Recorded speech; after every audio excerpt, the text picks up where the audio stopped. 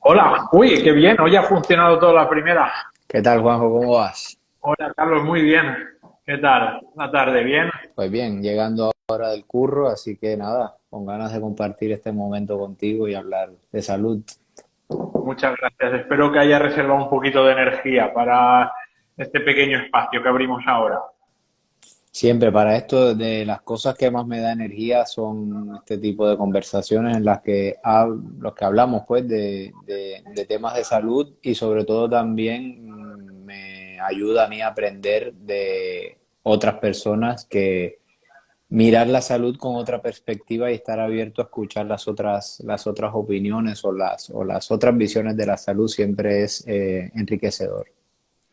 Así es, Carlos, es absolutamente necesario abrirse a otras perspectivas, a otros puntos de vista y al final, como tú muy bien has dicho, es totalmente enriquecedor. Así que nada, si te parece, te presento y pasamos directamente ya a las preguntas, ¿vale? Perfecto, claro. Bueno, os presento al doctor Carlos Hernández. Él es médico especialista en medicina funcional y cirugía cardiovascular. Su enfoque, como podréis ver, es una medicina individualizada y funcional aplicada a enfermedades cardiometabólicas. Así que sin más preámbulos, vamos a meternos directamente en el meollo, ¿vale, Carlos? Perfecto, claro. Adelante, vamos ahí. Bueno, antes de meterme con la primera pregunta, nada, quería decirte que, bueno, que no pude estar en el Congreso de la CESAP y coincidir contigo personalmente. Después de 3 años asistiendo, este es el primer año que no he podido asistir por motivos familiares y que además no lo sabía que estábamos tú y yo tan cerca, ¿no? Porque tú trabajas en el Hospital de la Ribera, ¿no?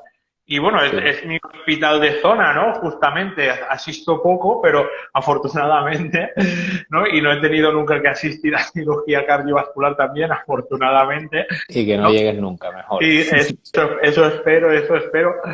Y que nada, que estamos realmente estamos muy cerca, incluso de nuestra clínica, ¿no? De nuestro trabajo, realmente estamos a 15 o 20 minutitos. Para mí fue una sorpresa que estuviéramos tan cerca. Seguro que nos conoceremos en persona algún día. Sí, para mí también, mira, hablando de ese congreso, para mí también fue una sorpresa ver la calidad de todo lo que hay en la CESAP. Brutal. Es brutal, es algo que le recomiendo casi a cualquier médico, sanitario, persona que esté en el campo de la salud y que quiera tener otra visión, otra perspectiva de la salud humana. Creo que no hay mejor lugar ahora mismo que ese congreso. Yo recuerdo el primer año que yo asistí, asistí primero al precongreso, que iba como ponente al precongreso, y bueno, y luego al congreso fue justo el año del COVID. Ese año se celebró pues también en marzo, se celebró a principios de marzo. Madrid ya estaba totalmente encendida de COVID y nosotros allí en el congreso. Y fue, recuerdo que volví por la noche, el sábado por la noche, el domingo me fui a ver la mascleta con mi mujer y con mi hija, que era justo el Día de la Mujer, y el fin de semana siguiente empezamos el confinamiento y, bueno, todo lo que vino después. Ese fue Ya, el primer año y para mí asistir por primera vez al Congreso, que aún no se llamaba CESAP, era la SENMO, sí. bueno, es decir, hostia, hay gente tan rara como yo en este mundo, ¿no? Incluso más rara que yo, ¿no? Porque bueno, yo recuerdo que la primera charla que yo escuché en el precongreso, las dos primeras charlas, porque yo impartía mediodía, estuve toda la mañana, fue al doctor Cubrias y al doctor Efraín, y es que era impresionante escucharlos. Era imposible tomar apuntes de toda la información y de la calidad que te estaban dando. Era increíble. Yo me sentía, decía, como un niño pequeño, ¿no? Era, wow, ostras, cuánto que estoy aprendiendo y realmente cuántas, porque al final los congresos vas a que te abran la mente, ¿no? Realmente información sí que retienes, pero no puedes retenerlo todo. Pero luego cuando llegas a casa, ¿no? Tú sacas los apuntes y empiezas a buscar aquello, esas puertas que se te han abierto y realmente para mí fue, lo digo siempre, un antes y un después el asistir a ese congreso. Sí, para yo sentí lo mismo, es exactamente lo que sentí y sobre todo, bueno, ya lo venía sintiendo con Jorge porque habíamos compartido varios momentos juntos y Jorge es una de las personas más brillantes que he conocido en mi vida. Y Uf, verlo en vivo y en directo, hablar de todos estos temas de salud es enriquecedor. Yo seguiré yendo al Congreso, así que seguro que nos veremos ya personalmente seguro. allí. A título de broma, porque hay gente que no ha visto nunca una ponencia del doctor Curias. Bueno, el doctor Curias, si lo ves en directo, es un bombardeo de información muy rápido y de información muy interconectada entre ella, ¿no? Interconectada y Y precisa, sí, sí. precisa, ¿no? La primera vez que yo lo oí en directo fue aquí en Valencia, en el año creo que antes del primer congreso de la CESAP, que dieron hubo una sesión sobre insulinoresistencia. Y recuerdo que el primero que hablaba fue él, ¿no? Yo estaba allí, bueno, pues prestando atención y tal. Y bueno, tenemos un compañero que es más joven, llevaba poco tiempo trabajando con nosotros y no estaba tan familiarizado con los términos y se me quedó mirando así, lo digo en plan broma, ¿no? Pero se me quedó mirando y me dice, todos los ponentes que vienen detrás, Eso son así. que no te preocupes, tú retén lo que puedas en esta primera y luego las otras ya son más calmadas, no te preocupes. Ya, ya. No, es un crack, que lo admiro muchísimo a Jorge. Bueno, empezamos, nos Venga, metemos, Carlos. vamos para allá. Bueno, como tú sabes, está más que demostrado que las personas con enfermedad renal crónica, diálisis o trasplante renal tienen un riesgo cardiovascular mucho más elevado que la población sana. ¿Qué medidas, empezamos a nivel de estilo de vida, ¿no? Debería tomar esta población para tratar de reducir el riesgo cardiovascular? Pues tu pregunta es bastante amplia, la verdad, y yo creo que la primera medida que deberíamos tener, tanto sanitarios como el mismo paciente que tiene una patología renal para prevenir enfermedades cardiovasculares, es preguntarse el por qué, cuáles han sido los mecanismos que han llevado a que esa persona desarrolle esa enfermedad crónica renal, enfermedad aguda renal o lo que sea. Cuando te empiezas a cuestionar cuáles son los mecanismos o cuáles son las causas de que esa persona llegue a una enfermedad renal, te das cuenta que gran parte de los mecanismos que conllevan o llevan a las personas a desarrollar enfermedades cardiovasculares, esos mismos mecanismos son bastante compartidos con las personas que tienen enfermedades renales. Entonces, el ver las enfermedades desde este punto de vista y enfocarse no en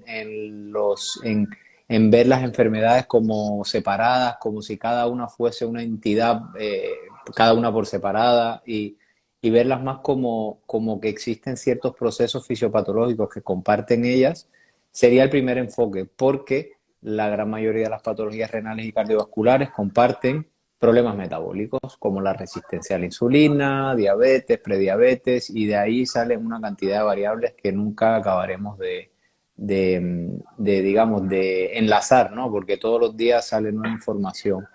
También tenemos la hipertensión. La hipertensión puede ser causa de la resistencia a la insulina, puede ser una hipertensión por cualquier otra causa, pero afecta en ambas direcciones, la enfermedad cardiovascular y la enfermedad renal. Y luego todos aquellos factores que afectan la función de nuestro endotelio, que son múltiples, entre ellos los lípidos, la inflamación, muchos factores que afectan la función de la primera capa de nuestras arterias. Afecta al corazón y afecta directamente al riñón, ¿no?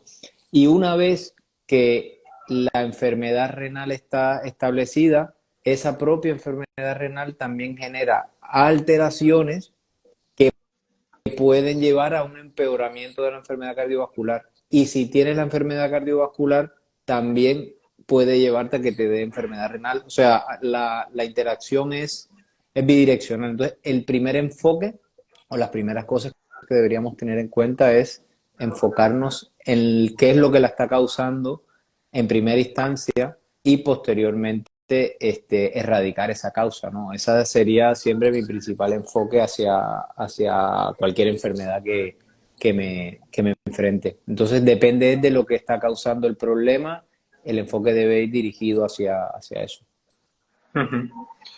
Eh, Ahora que has dicho lo de la relación bidireccional, ¿no? Entre corazón y riñón, cuando estuve, en el mes de marzo, estuve en el Congreso de la Sociedad Valenciana de Nefrología Mm. y imagino que lo sabrás, pero se ha puesto en marcha la primera unidad cardiorrenal en Valencia. No, no te puedo decir ahora en qué hospital es, no sé si es el Clínico o la FE, no sabría decirte, pero se está poniendo en marcha, si no se ha puesto ya, lo cual me parece ya un Un avance buen muy paso. importante, porque si de algo carecemos los enfermos renales, sobre todo, es en educación sobre estilo de vida, ¿vale? Porque sí que es verdad que después de un trasplante pulmonar o después de un trasplante cardíaco, sí que se hace como, digamos, una vuelta a la vida, ¿no? Una rehabilitación, etcétera, etcétera. Pero en el caso del trasplante renal, no. Se caracteriza, el post-trasplante renal se caracteriza por una desinformación bastante generalizada que muchas veces lleva al paciente a la parálisis, porque el médico le da una información, él tiene otra, en redes pues puede encontrar a veces informaciones muy variadas, puede preguntar a otras personas con experiencias totalmente diferentes porque son enfermedades diferentes o edades diferentes, estadios físicos diferentes, ¿no? Entonces eso lo lleva a la parálisis, ¿no? Y afortunadamente empieza ya a haber unidades que esto empiezan a cambiar, pero sí que es verdad que sobre todo cada vez hay más enfermos renales, ¿vale? Que se empoderan y empiezan a buscar información sobre estilo de vida para hacer cambios. Evidentemente, Carlos, estos cambios de estilo de vida deben de ser individualizados y adaptados y estoy totalmente de acuerdo con ello. Pero a nivel general, si me tuvieras que dar 5 pautas, ¿vale? Básicas de estilo de vida, ¿cuáles crees tú que podrían ser las más básicas? Pues actividad física. Yo creo que la actividad física genera tantos beneficios en la salud de las personas que son tan difíciles de medirlos, pero tanto a nivel de la condición cardiopulmonar, aumenta nuestro consumo de oxígeno, aumenta nuestra fortaleza muscular, aumenta la función de nuestro endotelio, que no tengamos hipertensión, que no tengamos resistencia a la insulina, en fin, combate todas las variables que quisiésemos tener como controladas en una persona que querramos evitarle, que querramos retrasar o que querramos controlar con una enfermedad renal. Posteriormente me iría quizás a la alimentación. El tener una alimentación sana, balanceada, no es necesario ser extremista, dogmático con los enfoques nutricionales. Comer comida real sería mi principal recomendación. Eh, el consumo de azúcares o carbohidratos, ajustarlo bastante a la actividad física, no comer más energía de la que realmente necesitas. La inmensa mayoría de las personas se mantendrían bien si no consumen ultraprocesados, si no consumen alimentos hiperpalatables que les generen esa sensación de recompensa. Eso como actividad física, digamos que serían los factores fundamentales. Y quizás posteriormente ya me centraría en otras cosas que desafortunadamente no son discutidas o no se habla nunca en medicina. Ahora que estás diciendo tú de las recomendaciones, qué hacer en una persona que se ha trasplantado, pero no te vayas muy lejos, en una consulta normal el médico nunca va a preguntarle a su paciente qué tal ha dormido, cómo estás durmiendo, qué tal es tu descanso nocturno. Y precisamente porque los propios médicos y los propios sanitarios no le damos un valor, el valor que realmente amerita el hecho de descansar por las noches, de resetear, de tener esa cantidad suficiente de sueño profundo, de sueño REM. Esto tiene inmensas implicaciones con respecto a la tensión arterial, al mantenimiento de nuestra musculatura, de nuestro sistema de respuesta ante el estrés. Entonces, esa sería la tercera y la cuarta sería el manejo del estrés, que tampoco es algo que no se valora con la forma en la cual practicamos medicina, pero desde que he cambiado mis lentes me he dado cuenta que es increíblemente valioso y que debe ser siempre uno de los pilares en el enfoque de, no de la patología renal ni cardiovascular, sino en el enfoque de cualquier patología a la cual nos enfrentemos. Y esos son para mí los cuatro pilares y los cuales me aseguro que estén adecuadamente montados en el camino adecuado, y ya posterior a eso, de que ya vea de que eso está controlado, ahí ya empiezan los truquitos, el suplemento, el medicamento, en fin, pero estas cuatro cosas tienen que estar controladas antes de dar el siguiente paso. Perfecto.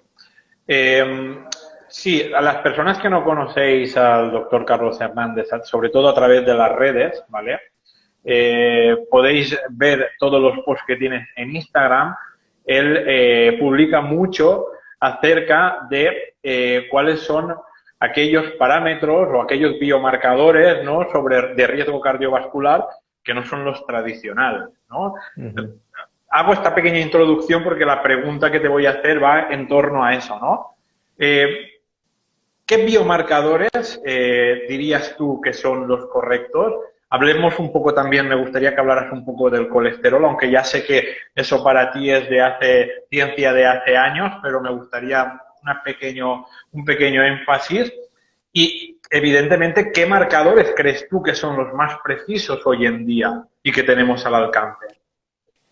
No, a ver, es que para poder entender las enfermedades crónicas, como la enfermedad renal y como la enfermedad cardiovascular, debemos alejarnos bastante del simplismo. Un saludo a Wilson, hermano, te mando un abrazo.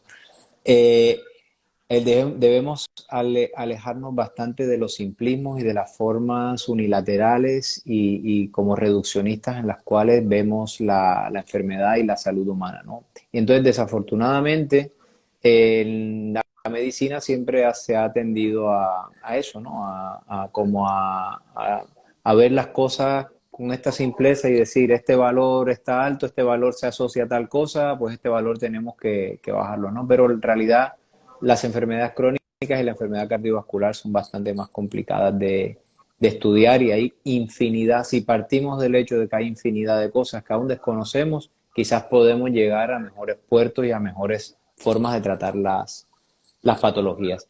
Desde el punto de vista cardiovascular y desde el punto de vista también de la enfermedad renal, yo siempre intento focalizarme en tres parámetros fundamentales, que uno de ellos y fundamental, yo siempre digo, eso es como un trípode, uno de ellos fundamental es los lípidos en sangre. Los lípidos en sangre alterados, bien diagnosticados, pueden llegar a generar un riesgo adicional para que esta persona desarrolle aterosclerosis o desarrolle, en fin, la aterosclerosis es, digamos, como el final de todos estos problemas metabólicos. Problemas de los lípidos acaban en un proceso en el que se acumulan lípidos en nuestras arterias, se estrechan, y esta estrechez es la que produce la inmensa mayoría de las enfermedades sobre las cuales los humanos estamos muriendo. Patologías cardiovasculares, patologías neurológicas, ictus. Entonces yo me enfoco en las causas, y las causas es un análisis preciso de los lípidos, un análisis preciso de la inflamación, porque la inflamación es la otra desconocida en el campo, o sea, en la evaluación del riesgo de enfermar de cualquier patología, ¿no? Y luego, que es una parte un poco más dedicada al enfoque cardiovascular, es el tema de la disfunción endotelial, o sea, el tema de la salud del endotelio, de esa capa que recubre nuestras arterias, que hay diversas formas en las cuales podemos saber si esa persona está teniendo una disfunción a ese nivel. Y con respecto a los lípidos, que es esa pata que me preguntan mucho, digamos que los marcadores tradicionales que tenemos para poder decir si una persona tiene riesgo cardiovascular o no, evidentemente el principal de ellos es el colesterol total y el LDL colesterol. Entonces, yo siempre digo que estos marcadores nos hacen ver como el panorama, nos dan un indicio de por dónde va la salud de la persona, nos hacen crear como una perspectiva, pero en muchas situaciones son extremadamente imprecisos, porque la forma en la que los lípidos generan problemas cardiovasculares es porque aumentan, o sea, el riesgo de que una persona pueda generar aterosclerosis desde el punto de vista de los lípidos está generado por la cantidad de partículas que hay transportando el colesterol y no por la cantidad de colesterol que va dentro de ellas. Entonces, muchas personas pueden tener mucho no, pero por lo menos moderado colesterol transportado por partículas sin tener una gran cantidad de partículas. Y muchas personas pueden tener muy poco colesterol, pero pueden tener una gran cantidad de partículas. Y desafortunadamente cuando no hacemos ese análisis, cuando no nos preguntamos el por qué está aumentado el riesgo cardiovascular y por qué muchas personas con colesterol bajo siguen presentando enfermedades cardiovasculares, enfermedades renales, disfunción endotelial, si no nos hacemos esa pregunta, no entendemos el por qué. Entonces, a mí me gusta hacer ese análisis, es valorar la cantidad de partículas, que lo puedes valorar con las cifras de apolipoproteína B, que es la proteína estructural de las LDL. Generalmente eso lo puedes hacer aquí en España, ya en cualquier laboratorio. Eso era antes que existía mucho problema, pero ahora en los últimos 2 años ya se le ha dado bastante más trascendencia de que este es el valor que deberíamos querer tener. Y sobre todo eso, ¿no? De los parámetros de los lípidos, valorar que esa persona, la cantidad de partículas no las tenga elevadas, y si las tiene elevadas, preguntarte por qué. Esa es la pregunta que siempre debemos hacernos, es ¿por qué está elevado? ¿Es porque esa persona tiene más colesterol? ¿Es porque esa persona tiene los triglicéridos elevados? ¿Es porque su hígado no está funcionando bien y no está removiendo las LDL de la circulación? ¿Es porque esa persona es hipotiroidea y al tener la tiroides baja el hígado no funciona? Hay que recordarle a las personas que la hormona tiroidea es uno de los potentes estimuladores de los receptores hepáticos de LDL, ¿no? Y cuando tienes una hormona tiroidea que no está funcionando bien, pues puedes acabar con muchas partículas en sangre, sin que el colesterol alto sea el problema, sino es secundario. Y el otro problema también son las enfermedades crónicas inflamatorias. Ahora tenemos una epidemia de patologías intestinales, de disbiosis intestinal, de permeabilidad intestinal, que generan todas estas cascadas inflamatorias que llevan consigo un aumento de la cantidad de partículas, pero que el problema no es el colesterol, no es el LDL, es una manifestación de otro problema que si no lo abordas, siempre vas a estar como tapando los huecos de lo que te está pasando, pero no abordas verdaderamente la raíz de la enfermedad. No sé si me he extendido mucho, si he sido No, no, no. demasiado corta la Genial, genial. explicación. No, no, has hecho un esquema espectacular. De hecho, escuché en diferido tu charla del Congreso de la CESAP que versaba en torno a ello. Y bueno, me encantó, sinceramente me encantó, Carlos. Y ahora has hecho un esquema así general espectacular. De hecho, yo a raíz de la charla, a la próxima visita que voy a tener en el Hospital La Fe, ya me han pedido la ApoA y la ApoB, ¿vale? Que por lo que has dicho que en los hospitales ya es bastante común, por lo menos en La Fe en Valencia se hace. No sé si en otros hospitales se suele hacer. Y luego Sí, también... pero lo curioso de esto es que hace 2 años, o sea, esto no es algo que se sepa de ahora, sino que esto es algo que se sabe de hace mucho tiempo, y antes tú lo pedías y te quedaban viendo como si estuvieras pidiendo una cosa de extraterrestres, ¿no? Y ahora sabemos de que con este tipo de medidas podemos ser más precisos. Podemos decirle a personas que tienen el colesterol bajo o muy bajo, decirle, oye, es que el colesterol igual tampoco es tan importante, hay que saber la cantidad de partículas, puede ser más preciso. Y también le puedes decir a esa persona que puede tener el colesterol ligera o moderadamente elevado, de que, oye, quizás tú no estás tan en riesgo porque tienes partículas bajas. Entonces, ahí siempre hay una discordancia en el que saber estos valores y ser más precisos nos ayuda a informar mejor al paciente sobre sus riesgos. Sí, lo que pasa es que, por desgracia, es una información que llega un poco a los médicos, ¿no? Luego rompo una lanza siempre a favor vuestro, porque sé que tenéis mucha carga asistencial y que no podéis llegar ni solucionarlo todo, ¿no? Pero sí que es verdad que yo, por ejemplo, en mis analíticas habitualmente se me pide el colesterol total, ni siquiera ya la tradicional del HDL y LDL, ¿no? Habitualmente es colesterol total y yo he visto, no a nivel de especialista, pero sí más a nivel de médico de cabecera, recetar estatinas simplemente con con el valor de colesterol total sin tener nada más en Y es que cuenta. eso sigue pasando, Juanjo, y ese es el problema. El gran problema de la medicina actual, yo lo considero, viene desde nuestra formación. O sea, desde nuestra formación, eh, estamos pensando o estamos viendo la salud humana como si todo fuese algoritmos, como si todo deberíamos estar metidos en una burbuja. Y la forma en la cual se enseña la medicina es mejor como englobarlo todo y decir, vale, a estas personas que tienen el colesterol así, a esto le ponemos esto, a estos le ponemos esto. Es una forma de nombrar, de ponerle una etiqueta a las personas para poder saber lo que le vas a poner. Pero no es una buena forma de enseñar, no es una buena forma en la que el médico pueda preguntarse, ¿por qué le voy a poner esto? ¿Cuál es el mecanismo? ¿Qué es lo que realmente le está pasando a esta persona?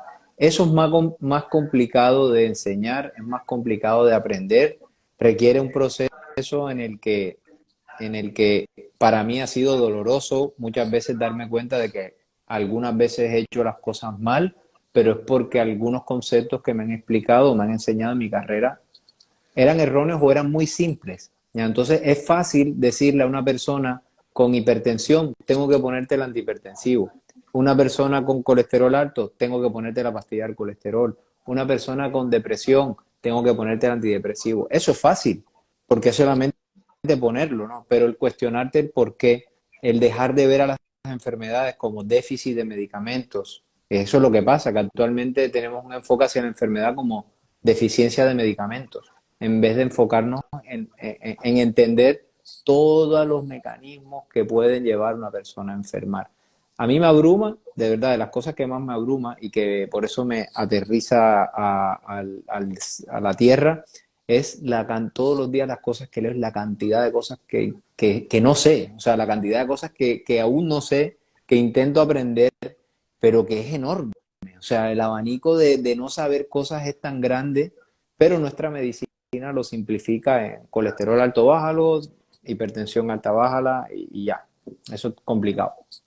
Ujú. Sí, sí. Y leyendo también, que no sé si lo has publicado hoy o ayer, que otro valor importante, ¿no? Es la PCR, ¿no? Para ver el estado inflamatorio, que incluso, bueno, eso lo valoras tú mejor que yo, ¿no? El ponerlo a la misma altura que el nivel de lípidos, o por encima o por debajo, ¿vale? O incluso, bueno, dependiendo, me imagino, también de pacientes, ¿no? Pero yo recuerdo la última vez cuando estuve en el especialista en la fe, afortunadamente, la nefróloga que tengo ahora, la doctora Ramos, es también una persona abierta de mente, que entiende de estilo de vida, que entiende de suplementación y no es la típica doctora receta medicinas que digo yo, ¿no? De darte medicinas por sí, ¿no? Y cuando le comenté, le dije, ¿no? Oye, pues pídeme la PCR, que me parece algo que se puede sacar muy fácilmente de una analítica, ¿no? Y que nos puede dar un montón de información. No entiendo por qué durante tantos años a mí esto no se me ha hecho, ¿no? Y ella dijo, sí, pues pero a nosotros nos dan como un protocolo, ¿no? Y nosotros pues lo marcamos y más o menos pues de ahí no solemos salir demasiado, ¿no?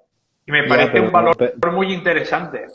pero ¿sabes por qué no se pide? Este es el motivo, porque si tú indagas y preguntas ahora mismo, no existe o sea, sabemos que la inflamación ahora mismo voy a decirte que es la madre de la gran mayoría de las patologías. O sea, los procesos inflamatorios llevan o desenlazan una cantidad de enfermedades. Pero es que aún no tenemos, o sea, nuestra medicina está enfocada en buscar el antiinflamatorio, o sea, en buscar el mejor forma de prevenir la inflamación, de prevenir, no, de quitar la inflamación, pero no está enfocada la medicina en buscar cuál es la raíz de la inflamación. Eso es muchísimo más complicado, requiere muchísimo más tiempo, requiere una implicación, un estudio, una paciencia por parte del paciente, por parte del médico también. Y desafortunadamente, aquí es cuando yo culpo al sistema, porque eso es imposible que tú lo puedas hacer en 10 minutos. No puedes hacerlo en 10 minutos. Tú no puedes ver una PCR elevada, una persona inflamada con trasplante renal, con lo que sea. ¿Qué vas a hacer en 10 minutos? Tienes que investigar tantas cosas, de entender por qué esa persona está inflamada y por qué su riesgo de enfermar está más elevado como consecuencia de esa inflamación, pero que en 10 minutos no puedes. Entonces, hay una parte que es el sistema que te obliga a hacer lo que estamos haciendo actualmente con nuestros enfermos, y otra parte también es la voluntad del médico de querer adentrarse a mirar todas estas cosas, ¿no? Entonces, es bidireccional. Sí, sí, total. Y una falta de empoderamiento también de muchos pacientes, que les cuesta mucho tomar las riendas de su salud y independientemente tú puedes aceptar, yo acepto, el sistema que tenemos en España pues es el que es, mejorable, sí, pero también es mejor que el de otros países, no nos vamos a equivocar. Absolutamente, Yo absolutamente. Para mí es uno de los mejores del mundo, tío. Yo tengo pacientes de México, de Argentina, que me cuentan cómo está la historia por allá y Ya. bueno, no tiene nada que ver. Pero en cambio, pues tú puedes ser un paciente que vives aquí en España, que estás asistido por un sistema que tiene unas limitaciones, pero que también tiene unas ventajas que son evidentes.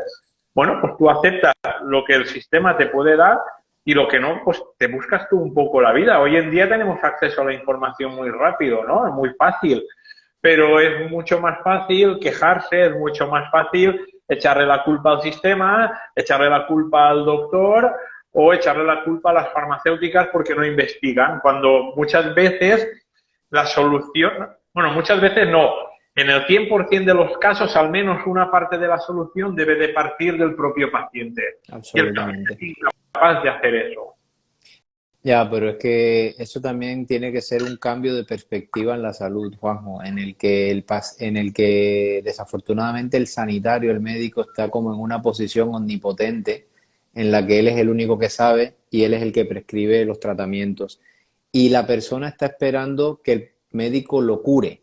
Nadie, es raro la persona que quiera como poner todo de su parte o poner todo de ella en realidad para poder mejorar. La gente prefiere el camino fácil y sin tantos huecos en el camino es la pastilla. No hay más que Claro. hacer.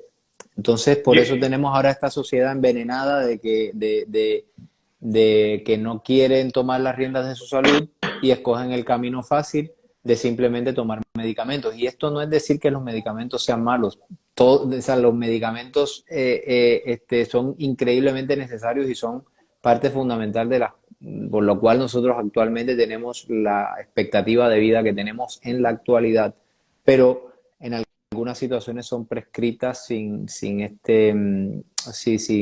tener, ahí me lo han puesto, un farmacocentrismo. Evidentemente, mirar la enfermedad desde un punto de vista farmacocentrista es un error porque no estás viendo toda la gran pantalla, ¿no? Y uh-huh. modificaciones en el estilo de vida son increíblemente beneficiosas para todas las personas con patologías. Yo te voy a poner ahora la otra parte, ¿no? La otra cara de la moneda, porque sí que es verdad que hay un gran porcentaje de la población española que probablemente sea la que tú más asistas, ¿vale? Que es el perfil que tú acabas de decir, ¿no? Pero cada vez más hay un perfil más parecido al mío, que es verdad que somos aún minoritarios, ¿no? De pacientes, cada uno con una patología, ¿vale? Que se empoderan y buscan información, ¿no? Y sí que es verdad que luego vamos al sistema, ¿no? Y el sistema nos pone trabas, ¿vale? Porque, como tú muy bien has dicho, el médico está en una situación omnipotente, ¿no? Y tú no le puedes decir nada al médico. Yo recuerdo cuando yo tenía 23 o 24 años, ¿vale? Tomaba antidepresivos, ansiolíticos, somníferos, bueno, tomaba de todo porque para cada problema que yo tenía, el médico tenía un medicamento distinto, ¿no? En vez de otras Tal cual. cosas que se pueden hacer, ¿vale? Entonces yo llegué a un punto en el que descartando médicos, porque hay un punto en el que no puedes hacer otra cosa, ¿no? Médico de cabecera, fuera. Especialista que tenían aquella entonces en la fe, fuera.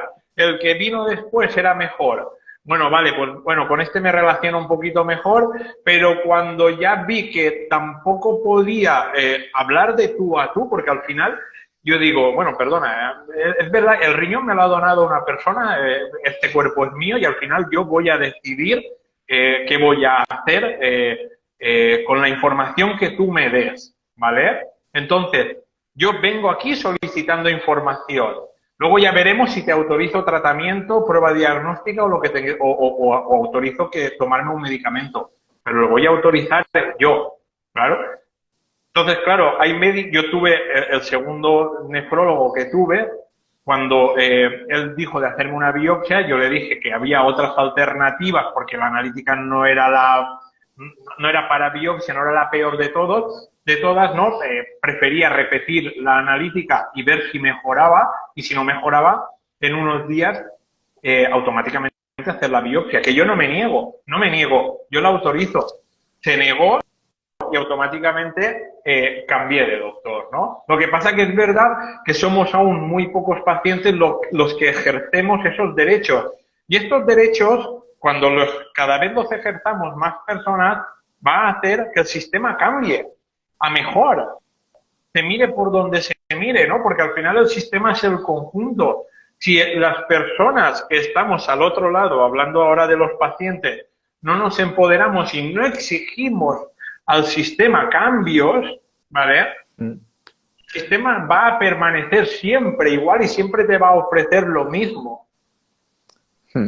Bueno, y lo que tú comentas también muchas veces no es bien visto, o sea, este tipo de sugerencias o este tipo de esto es muy mal recibido por nosotros. No entiendo el por qué. Es como un dardo al ego del sanitario que tú le digas algo diferente o le hagas una propuesta. Y esto es algo que no tiene nada que ver con el paciente, debería ser algo también, un punto de reflexión para los sanitarios. Yo creo que no se deberían, o sea, cuando una persona se siente atacada es porque se siente vulnerable, se siente, en vez de ser abierto, de decir, oye, sí, mira, puede ser posible, déjame investigarlo, déjame ver, esto no lo tengo claro. A veces cuando no sabes algo prefieres como ocultarlo, taparlo, desecharlo, ¿no? Y eso muchas veces es lo que sucede y lo que hace que muchos pacientes que quieran empoderarse de su salud no vean más allá o no, sí, prefieran estar como con esa situación sumisa al momento de hablar con su médico. O sea, tiene que cambiar en ambas direcciones. Exactamente. Tiene que haber una presión por ambas partes, eso está claro, Carlos. Sí, sí. Mira, ya sé que la pregunta que te voy a hacer ahora es muy general, ¿vale? Y bueno, vamos a ver si podemos responderla. ¿Qué suplementos se podrían utilizar en una población con enfermedad renal para disminuir el riesgo cardiovascular? 2, 3 suplementos que tú consideres básicos, porque ya hemos hablado de estilo de vida, ¿vale? Que como hemos dicho es la base. ¿Qué le podríamos añadir a esa puntita? Pues ahí entran suplementos o medicamentos. Todos. Bueno. Estoy abierto, no hay problema. No, a ver, porque es que muchas veces es difícil hacer una diferencia entre suplementos y medicamentos. Y a veces, y te lo digo yo, que estoy en ambos, puedo ver ambas visiones de la medicina. O sea, muchas personas yo estoy de metidas acuerdo con tu visión, en el ámbito integrativo. Muchas veces se piensa que tomar 20 suplementos es mejor que tomarte una pastilla, que está 10.000 veces más probada por la ciencia que los 10 suplementos, ¿no? Entonces, yo no tengo quizás, o mi forma de ver estas cosas es no, yo intento ver en la fisiología por la cual un suplemento o un medicamento me puede ayudar y no si es suplemento o si es medicamento, ¿no? Intento ser consciente de las desventajas, los pros y los contras, ponerlos en equilibrio y saber si esa persona se lo merece o no. Pero yendo más a tu pregunta, la forma en la cual yo puedo elegir un suplemento depende mucho del por qué lo quiero y de cuál es la raíz del problema renal, ¿no? Te pongo un ejemplo, o sea, si tú tienes una enfermedad renal porque eres una persona diabética, las cosas que yo voy a tener en cuenta van a ser diferentes a si eres renal porque eres hipertenso o porque tienes una enfermedad autoinmune o una enfermedad inflamatoria, ¿no? Entonces, no sé, por poner un ejemplo, si tienes una enfermedad inflamatoria, yo me inclinaría mucho más a ver cuáles son las causas de esa inflamación. Entonces, habría que hacer un análisis más completo, quizás a nivel de suplemento, las cosas que más han ayudado actualmente y que tenemos ahora, pensaba que era poca, pero es que es mucha información con respecto a los beneficios de administrar dosis altas de EPA y DHA en las personas que tienen problemas inflamatorios. Y la curcumina también, cúrcuma que ya casi que está dejando de ser un suplemento y debería empezar a llamarse como, sí, como medicamento, pero aún lo tenemos como si fuese un suplemento, ¿no? Por ese lado me iría, o sea, no te podría decir este suplemento para esta persona. Si Perfecto. una persona tiene, yo qué sé, la homocisteína elevada, pues tendría que evaluarle a ver si tiene deficiencias de las formas activas de la vitamina B y suministrárselas como un suplemento. Si tienes el ácido úrico elevado, también te puede producir problemas renales, pues abordar qué es lo que te está subiendo el ácido úrico. Pero no tengo una sola, y creo que es un error, tener como una sola flecha que le dé a todos a todo, ¿no? No creo que esa sea la forma de aplicar medicina porque es increíblemente diferente las cosas que nos llevan a enfermarnos, ¿no? Y debemos abordarlas como desde un punto de vista individual. Así que lamento si no te tengo una No, respuesta no, no. como clara. Me parece genial y sobre todo me parece genial lo que tú has dicho, ¿vale? Porque no me lo había llegado nunca a plantear como lo has planteado tú. Yo siempre he dicho que la medicina tradicional y, bueno, la medicina que se practica en los hospitales y la medicina complementaria deben de ir de la mano. Pero me ha gustado mucho que tú lo has visto como una única medicina, ¿vale? Como Sí, una sí. única forma de abordar al paciente y que todo forma parte de un conjunto, ¿no? Para mí es, de verdad, ha sido una idea que a mí me cambia, ¿no? Me hace clic dentro de la cabeza, ¿no? Yo Del, siempre he promovido la unión de las dos, pero es que no, no es que es que son inseparables. Yo lo que digo siempre es que en el momento en el que dejes de ver las visiones alternativas de la medicina como enemigas, se te abre la mente a ver el enfermo de una forma diferente, ¿no? Porque no estás con sesgos, no estás como con tu mente cerrada en una sola visión, sino que tienes tu mente amplia y tienes la capacidad de escoger lo que crees que es lo mejor para esa persona, independientemente de si es un medicamento, de si es una cirugía o de si es un suplemento. Y no es tienes, o sea, como sanitarios deberíamos querer tener todas las armas para poder enfrentarte en el campo de batalla al paciente, enfrentarte a la enfermedad. Y si tú solamente quieres tener unas armas, pues vas a tener menos probabilidad de ganarle la enfermedad, pero si tienes muchas, tienes más versatilidad en ese aspecto. Ujú. Mira, una pregunta que nos ha dejado, que viene a colación del tema de la inflamación, ¿no? La doctora Natalia González Telemo te ha preguntado que cómo evalúas la ferritina. ¿Cuándo consideras que está alta y qué podrías hacer para bajarla?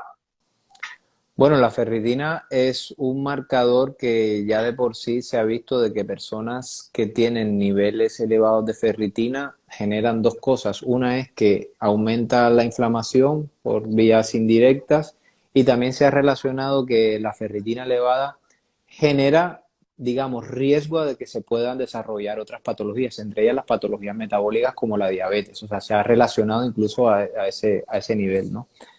Y, digamos, se ha ido quizás un puntito más allá. ¿Por qué? Porque muchas veces confundimos asociación con causalidad. Pero es que con el tema de la ferritina nos hemos dado cuenta de que cuando una persona baja los niveles de ferritina, se le disminuyen una gran cantidad de riesgos de muchas patologías, entre ellas las metabólicas y las inflamatorias. Entonces, los rangos de los laboratorios, desafortunadamente para la ferritina, son demasiado amplios. O sea, tenemos, no sé si en mi hospital el rango de laboratorio va de 10, creo que a 500. O sea, es una locura el rango, ¿no? Pero cuando ves los estudios que se han hecho para poder determinar en qué rangos la incidencia de ferritina es, digamos, donde se pueden tener los niveles más bajos de enfermedades, Para mujeres va entre 10 y 100 y para los hombres va entre 100 y 200.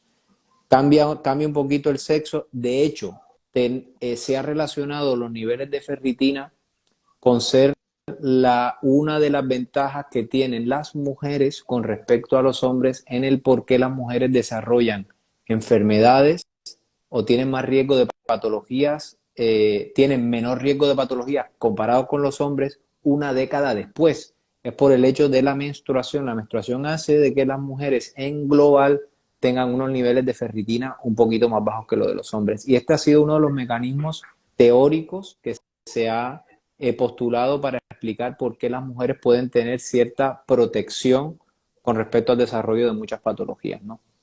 Entonces, de 0 a 100 las mujeres, de 100 entre 50 y 200 los hombres. La ferritina elevada es que también se eleva por muchas formas secundarias. Buscaría el por qué primero. Si es por hiperabsorción o es porque muchas veces es la persona que tiene un proceso inflamatorio infeccioso y nuestro cuerpo, por mecanismos de defensa, lo que hace es guardar todo el hierro en las reservas y la guarda en forma de ferritina. Entonces, lo primero que hay que descartar es si esa ferritina es por un aumento en la absorción o es porque tu cuerpo se está defendiendo y está intentando guardar todo el hierro que tiene en sus depósitos en forma de ferritina.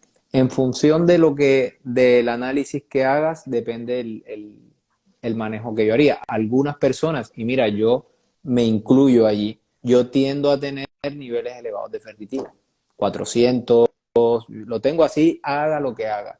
Y esto hay cosas que van determinadas por la genética. Hay muchas variables que nosotros no podemos controlar, no todas las podemos controlar. Y yo lo que suelo hacer es donar sangre cada 4 o 6 meses y con eso tengo mis niveles de ferritina en 250, ¿ya? Yo creo que, de hecho, mira, es que cuando empiezas a ver las sangrías, eran una de las principales estrategias terapéuticas para curar muchas enfermedades hace 300, 400 años, ¿ya? Por algo es, ¿ya? Sí, sí. Curioso, muy curioso todo lo que acabas de decir. Siguiendo y ampliando el tema de la relación que hemos hablado antes entre paciente y doctor, ¿vale? En este caso, tú que trabajas en atención especializada, ¿vale? ¿Qué crees qué más se podría hacer tanto desde la atención especializada como desde la atención primaria, ¿vale? Eh, Te hablo de medidas que fueran, digamos, plausibles aplicarlas mañana, fáciles, ¿vale? Rápidas, ¿vale? Sobre todo, ¿vale? A nivel educacional, ¿qué se puede hacer para mejorar el sistema desde dentro? Tú como doctor, fáciles, rápidas. Es que vamos al mismo problema. Yo creo que las soluciones rápidas no nos llevan o sea, las soluciones simples y rápidas creo que no Espera, nos llevan a ningún. perdona, Carlos, defino lo que he querido decir, porque sí que no he querido decir fácil y rápida. Digamos, fáciles de aplicar y que supongan un cambio. Pues mira, a mí me pasa mucho en el manejo de las enfermedades metabólicas. Yo veo mucho paciente diabético con problemas renal y que estos problemas metabólicos han sido la causa de su problema cardiovascular y que luego acaban en quirófano, pero no es, o sea, el problema cardiovascular es una consecuencia de lo que ha pasado antes, pero tendemos a ver solamente a la enfermedad cardiovascular como si fuese una entidad aparte, ¿no? Pero han sido causa de dislipidemias, sobre todo resistencia a la insulina. Me enfoco en la resistencia a la insulina. Cuando tú a un enfermo le explicas detalladamente los mecanismos por los cuales se ha producido la resistencia a la insulina, cuáles son los factores que él puede apropiarse y poner él su granito de arena para mejorar la función del GLUT4, para que coja la glucosa y la meta adentro, cuáles son los factores que puede él modificar con su alimentación. Cuando le explicas qué es lo que realmente le está pasando a su fisiología, al paciente se le abre es que es increíble la cara cuando tú le explicas esto al pacientes, le dedicas no 10, sino media horita al paciente y le explicas todo esto detalladamente, Que esa sería una de las primeras esa, medidas. esa medida para mí es increíblemente beneficiosa. Pero es que es difícil hacerlo cuando tienes 20, 30 pacientes. Por eso aquí esta es la parte en la que no puedo culpar a mis colegas. Yo, si te No, parece, no, mira, a mí me, no, pero me puedo sentir en la piel de todos porque yo a veces no dispongo de ese tiempo.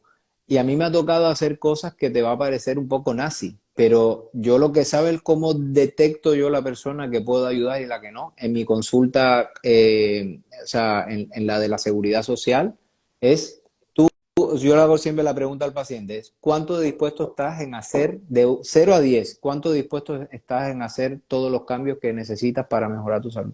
Si esa persona me dice 7, en fin, pastillas, aquí estás.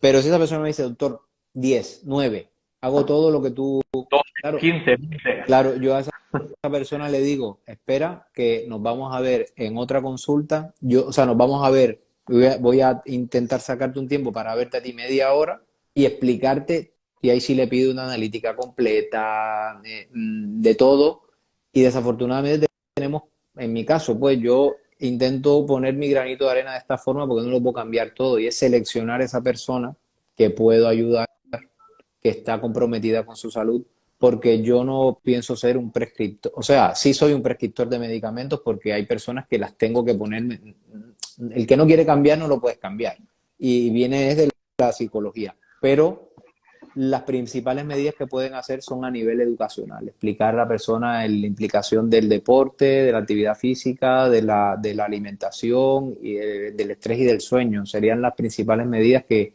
creo que cambiarían de forma radical el, nuestra labor todos los días. Uh-huh. Bueno, entonces, después de esta premisa, tenemos también claro, ¿vale?, que la solución para reducir el riesgo cardiovascular no es ni medicamento ni suplemento, poniéndolo ya todo en conjunto, como tú muy bien has dicho, ¿no?, sino que va mucho más allá. A ver, es que yo te voy a decir algo, Juanjo. Yo cuando veo lo que está pasando ahora en las redes sociales y todas estas discusiones que a veces la gente tiene, no, es que el colesterol LDL hay que tenerlo en 100 y y el otro está peleando porque él lo tiene que tener en 70, yo me cojo de las cabezas y digo, pero están perdiendo el tiempo en una discusión que es increíblemente ineficiente y no se están centrando en lo que realmente determina la salud de un ser humano.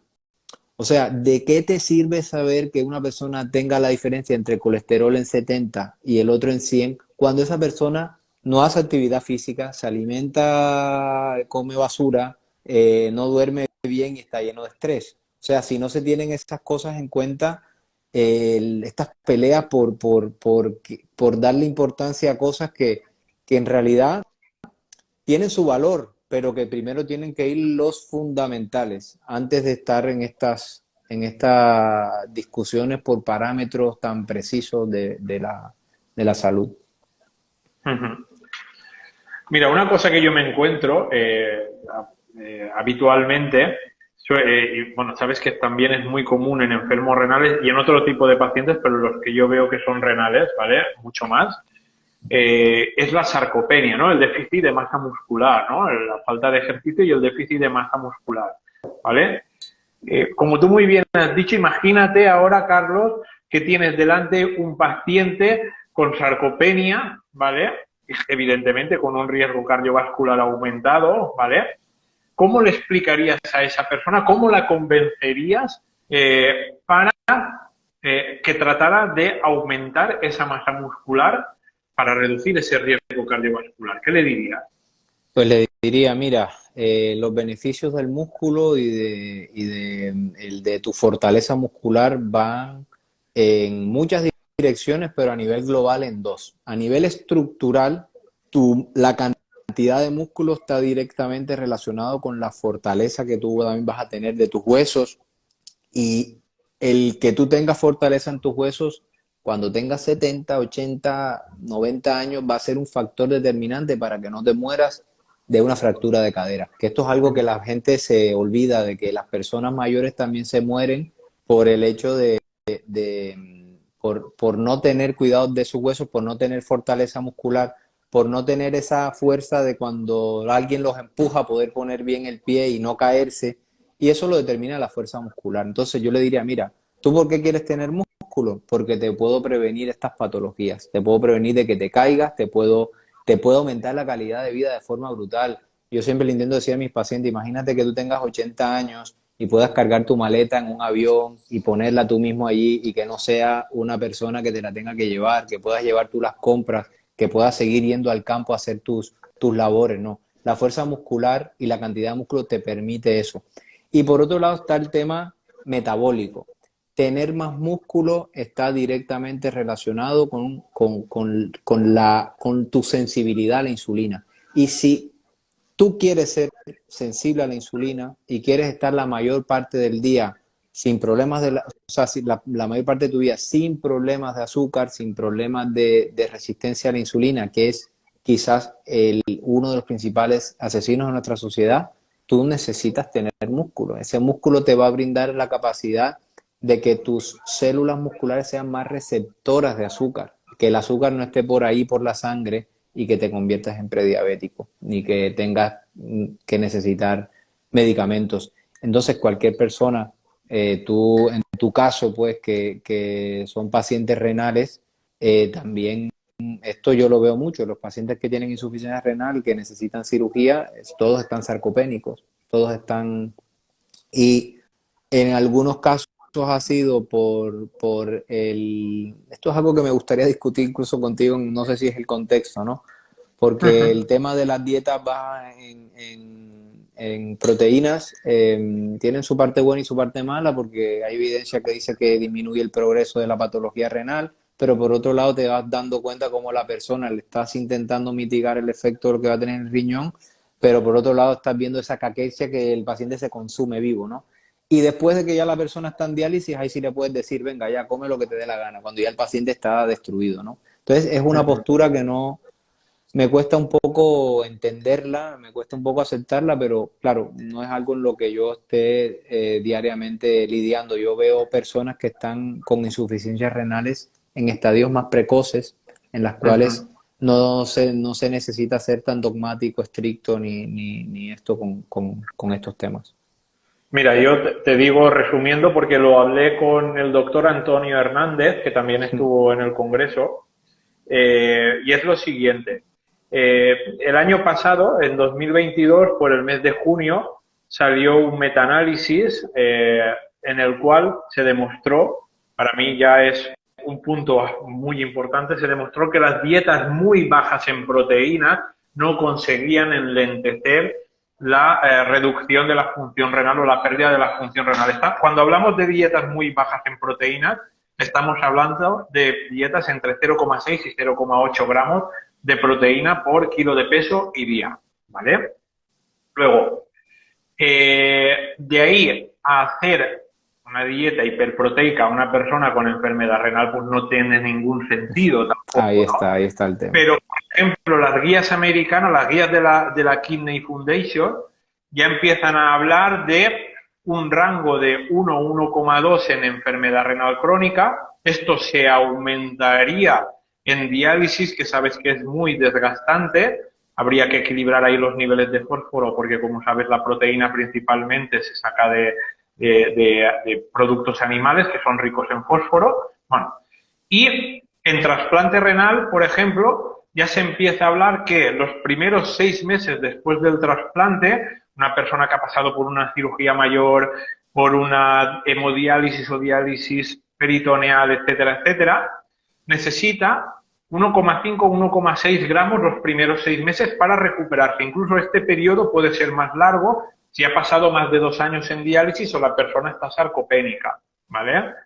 Y luego se reduce a 1,4, Pero ¿vale? escucha, te voy a hacer una pregunta. Es que claro, todo esto me lo dices y todos estos cuestionamientos o todas estas incertidumbres o dudas que yo puedo tener, ¿Cómo es posible que tú, pues te digo, yo cuando estoy en mi hospital y Sí. te ponen, voy a poner una dieta, entonces te ponen dieta dieta para diabéticos, dieta no sé qué, dieta renal. Ujú. Claro, tú ves lo que lleva y vamos, o sea, es que no te lo puedo, no sé. Es como que vale, si la evidencia ya ha avanzado tanto, si ya sabemos cosas que no debemos tomarlas como tan así del paciente renal, ya es que las proteínas más bajas, porque si no te follas al riñón, ¿cómo se puede seguir haciendo? O sea, ¿cómo puede ser tan dogmático en ese aspecto? No lo sé, no, supongo que influyen ahí muchísimas causas, ¿vale? Que no llega la información a los doctores, que igual la traspasan, no lo sé, a los pacientes y los pacientes no la absorben. Realmente no lo sé, Carlos. Pero yo es que me lo encuentro eso todos los días, incluso, eh, por ejemplo, yo en un trasplantado renal a nivel general, se puede dar 1,2, 1,4 gramos de proteína por kilo de peso y día. Pero luego hay que tener en cuenta si es paciente joven, si es paciente mayor, si tiene algún tipo de reto deportivo o reto no deportivo. Pero para mí el principal conflicto, Carlos, es que yo creo que ahí es sobre todo donde se equivocan los nefrólogos, ¿vale? En el sentido de que al nefrólogo, yo estudié 3 años de medicina, 3 años no, perdón, 3 cursos de medicina, que me costaron 5 años porque ya estaba trabajando hasta que abandoné, porque realmente es una carrera muy pesada, con mucha carga académica, ¿no? Y yo recuerdo, luego tengo amigos que son nefrólogos ahora y amigas que son nefrólogas ahora, ¿no? Y esta conversación la he tenido con ellos. Es decir, ¿por qué os han enseñado y por qué vosotros os obcecáis tanto en salvar al riñón? Hay un punto, me da igual, no sé, para cada uno de nosotros es algo distinto, ¿no? En el que tú ya ves que el paciente te va visitando cada 6 meses, cada 3 meses, cada año, y ves que por mucho que tú haces y por mucho que haga el paciente, la función renal se está yendo al traste. Hostia, salva al paciente, olvídate del riñón. Dile, oye, mira, lo siento mucho, he hecho todo lo posible, todo lo que yo sé, te he transmitido todo mi conocimiento, te he dado toda la medicación que yo he creído conveniente y aún así ahora mismo estás en etapa 4, casi 5 o estás en etapa 5. Lo siento mucho, pero vas a tener que ir a la diálisis y al trasplante. Hostia, ¿sabes que cuando más fuerte físicamente te enfrentes a la diálisis y al trasplante, más garantía de éxito vas a tener? Porque la diálisis tú no sabes cuánto tiempo vas a estar ahí y luego, bueno, con evidencia científica de sobra, se sabe que la persona que llega a una cirugía de trasplante renal con mejor masa muscular tiene más garantías de que salga bien, de que se recupere antes, de que la hospitalización sea menor, de que el riesgo de infecciones sea menor, de que las complicaciones por cirugía sean menores, de que la función renal sea mejor la del injerto. O sea, son todo ventajas. Creo que hay un punto en el que a los nefrólogos se les debería de enseñar ese toque de humildad, ¿no? De dolor, porque para ellos es dolor, de decir, no soy todopoderoso, lo siento, con la medicina, con todo lo que ha avanzado muchísimo, pero en el año 2023 no puedo curar a todas las personas, o todos los riñones, mejor dicho, voy a tratar de que al menos la persona se salve. Y yo esto lo he visto muchas veces aquí en consulta y he ayudado al paciente a que hiciera el duelo por sus riñones y decirle, mira, deja de pelear por los riñones, olvídate, deja de ver la creatinina, deja de ver la urea, deja de ver el filtrado y fíjate en todo lo demás. Céntrate en mantener la relación con tu pareja, mantener la relación con tus hijos, mantener tu masa muscular, mantenerte, si puedes, laboralmente lo mejor que puedas. Tu Ya. vida, mantén tu vida. Pero ese mensaje no se da Pero, nunca ¿sabes? a... Pero ese es el problema. El tema al que tú lo has explicado espectacularmente y te aplaudo de verdad porque me das una visión diferente de la que yo veo. Pues estoy bastante más de acuerdo con lo que tú dices. Pero ese es el problema de ver la medicina como cada especialista por su lado. O sea, el nefrólogo está con ganas solamente de salvar su riñón, de como que, ay, esto voy yo a alargarlo, sin el resto de cosas, si esa persona pierde músculo, si lo demás, me importa. Lo que yo quiero es que solamente enfocar mi especialidad y ver el riñón desde mi punto de vista como nefrólogo. Y esa es la parte que hace falta como globalizar, que no debemos empezar a ver al paciente como con esa rueda que está haciendo la mayoría de las personas, que es yendo cada mes a cada especialista y cada especialista poniendo cada consideración diferente y no viendo al paciente en su conjunto, es que esa persona es un ser humano que necesita músculo, que necesita calidad de vida, que necesita actividad física, que sus relaciones, que su sueño, que su estrés son incluso más importantes que todas estas cosas que hace cada médico como por separado. Yo siempre les digo tú sabes que el estándar GOL, ¿no?, que se suele utilizar para ver la función renal es la creatinina, ¿no? Ujú. Entonces, yo veo pacientes que su vida no fluctúa en función de su nivel de creatinina. Y que me hago una analítica, La tengo en 3. tres décimas la creatinina por encima de la última vez. Este fin de semana había quedado con los amigos, ya no tengo ganas, no tengo ganas de tener sexo en 15 días, no tengo ganas. Sí, hay que separar, yo siempre digo lo mismo, tu vida, ya olvidémonos del riñón, tu vida empieza cuando le quitas valor a tu nivel de creatinina, hablando de enfermo renal. Porque yo, por ejemplo, nací con un problema en el canal medular que me provocó una vejiga neurógena. En su momento se intentó arreglar, no se pudo y luego con el tiempo, bueno, pues se arregló, me hicieron una vejiga con intestino, una neovejiga que se suele llamar, ¿no? Y bueno, ahí los riñones ya estaban muy dañados y a los 16 años entré en diálisis, ¿no? Actualmente pues en octubre voy a hacer 25 años trasplantado ya.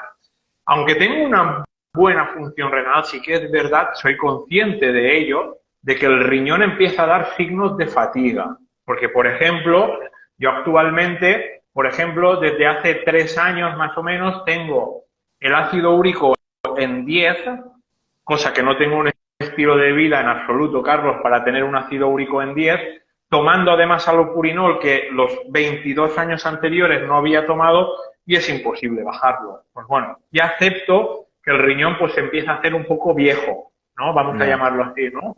De la misma forma que yo habitualmente tenía unas creatininas 1,2, 1,3, 1,4 y ahora ya son 1,5, 1,6, ¿vale?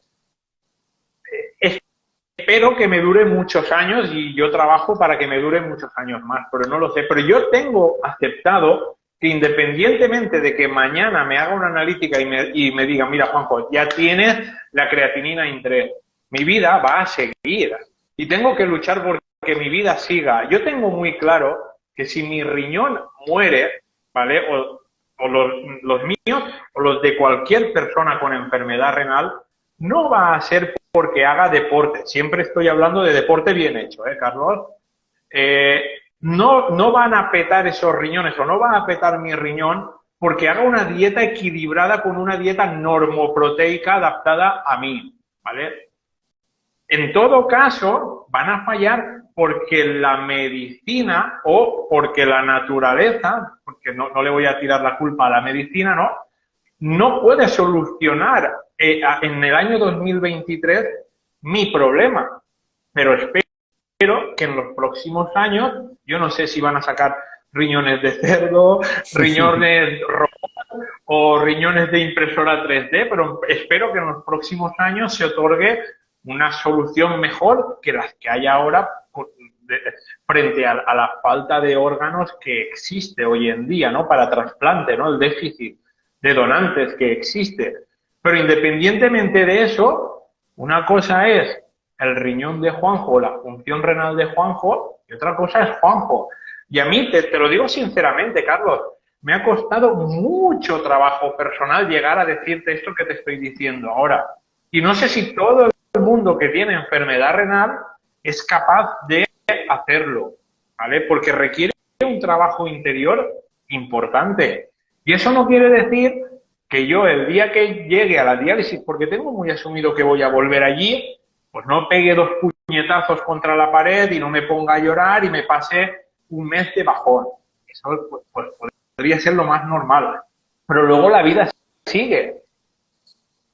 No, es importante que tu mensaje llegue a más personas porque creo que se beneficiarían más de ver tu perspectiva, ¿no? Tu ver de la forma de enfrentarse a este problema y preocuparte como, como, como yo también siempre intento ver estos temas de la salud. Tú tienes que preocuparte por lo que tú puedes cambiar. Estas herramientas estoicas o sea, tú tienes el círculo de preocupación y tu círculo de influencia. La mayoría de las personas están pendientes en el círculo de preocupación en lo que no depende de ellos, en vez de enfocarse en las cosas que tienes aquí en el centro, que son las que dependen de ti. Depende de ti lo que hagas, eso, ejercicio físico, tus relaciones, tu sueño, tu calidad de vida. Eso es lo que tú puedes modificar. El resto hay cosas que no vas a poder cambiar, desafortunadamente. Así es, así es. Pero queda mucho aún por hacer, claro, Sí, sí. mucho. Juanjo, Vamos terminando. yo no me voy a poder extender mucho más, ¿eh? Pero dime, ¿queda algo por Lo, allí pendiente? sí, lo último es una pregunta que nos ha hecho una persona que me parece una pregunta muy importante. El nombre de Instagram es mi bebé regordete, ¿vale? Y pregunta cómo se puede bajar la ApoA y la ApoB ligeramente elevada. ¿El ejercicio serviría?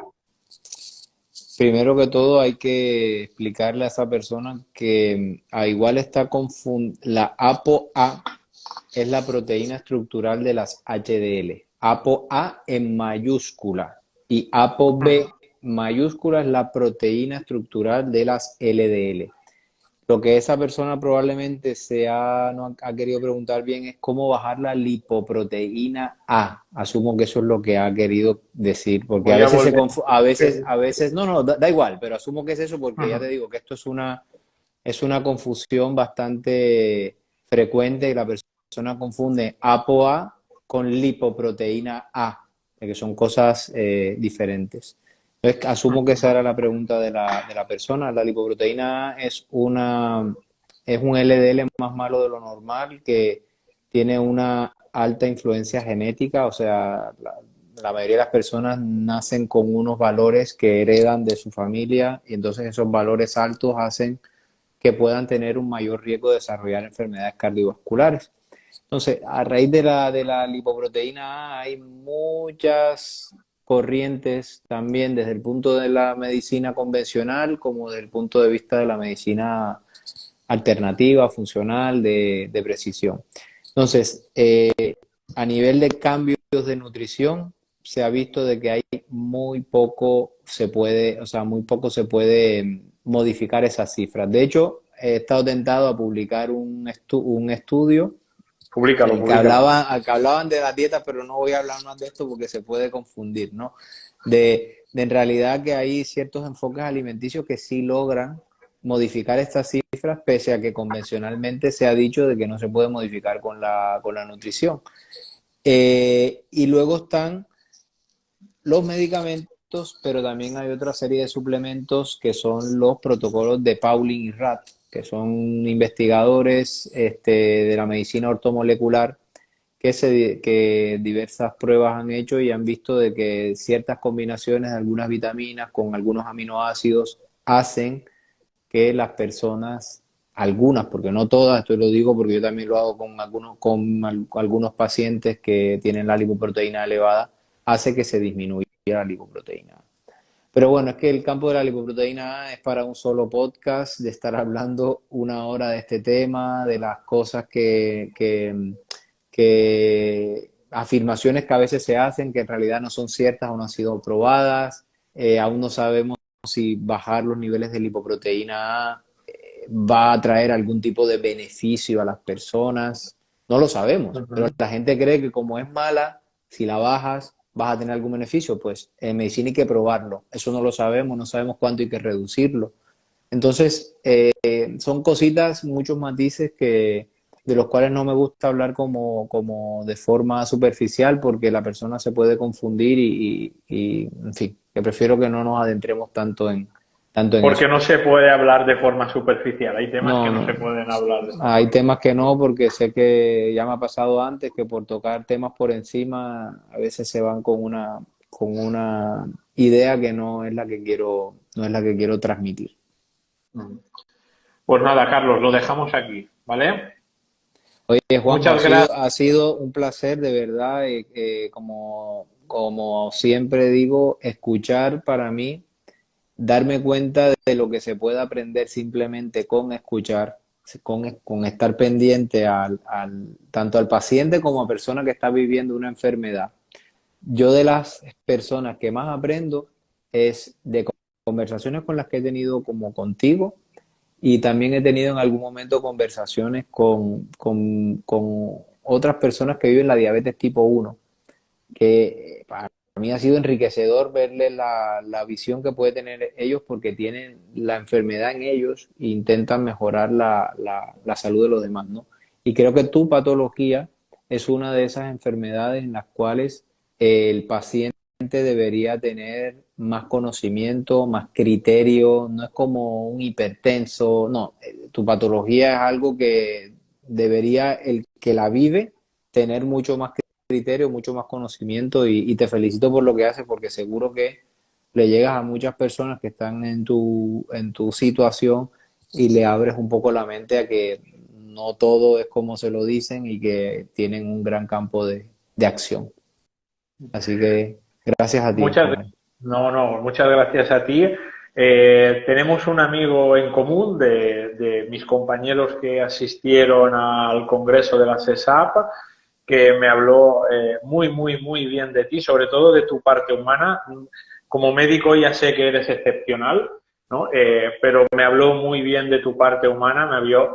Y realmente estoy sorprendido, te lo digo en serio, de ver esa parte que tú ves en cuanto a incluir al paciente, ¿vale? Dentro del problema, porque eso a pacientes como yo no es que nos interese, es que si tú no incluyes al paciente como parte de la solución, ¿vale?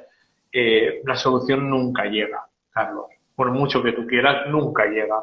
Y yo cada vez creo que van a haber más médicos como tú y que hay muchos médicos que tienen que aprender aún mucho de esa parte que tú transmites, Carlos. Muchas gracias. Gracias a ti, Juanjo. Seguro que repetiremos, ¿eh? Y nos veremos por Sí, allí. sí, muy bien. Muchas Lo gracias, dejamos hasta ahí. Carlos. Gracias, Juanjo. Hasta Chao. luego.